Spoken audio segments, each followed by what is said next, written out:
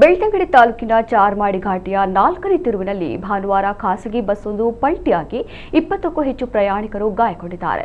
ಧರ್ಮಸ್ಥಳದಿಂದ ಆಂಧ್ರಪ್ರದೇಶದ ಕಡೆಗೆ ಪ್ರಯಾಣಿಸುವಾಗ ಚಾಲಕನ ನಿಯಂತ್ರಣ ತಪ್ಪಿ ಬಸ್ ಮಗುಚಿ ಬಿದ್ದಿದೆ. ಇನ್ನು ಗಾಯಾಳುಗಳು ಆಂಧ್ರಪ್ರದೇಶ ಮೂಲದವರು ಎಂದು ತಿಳಿದು ಬಂದಿದ್ದು, ಧರ್ಮಸ್ಥಳದಿಂದ ಮಂಜುನಾಥನ ದರ್ಶನ ಮುಗಿಸಿ ಮರಳ್ತಾ ಇದ್ರು. ಸುಮಾರು 5ರಿಂದ 6 ಆಂಬ್ಯುಲೆನ್ಸ್ಗಳ ಮೂಲಕ ಗಾಯಾಳುಗಳನ್ನು ಆಸ್ಪತ್ರೆಗೆ ರವಾನಿಸಲಾಗಿದೆ. ಅದೃಷ್ಟವಶಾತ್ ಯಾವುದೇ ಪ್ರಾಣಾಪಾಯ ಸಂಭವಿಸಿಲ್ಲ. ಇತ್ತ ಘಟನಾ ಸ್ಥಳಕ್ಕೆ ಪೊಲೀಸರು ಭೇಟಿ ನೀಡಿ ಪರಿಶೀಲನೆ ನಡೆಸಿದ್ದು, ಘಾಟಿಯಲ್ಲಿ ಕೆಲಕಾಲ ಸಂಚಾರ ವ್ಯತ್ಯಯ ಉಂಟಾಗಿತ್ತು.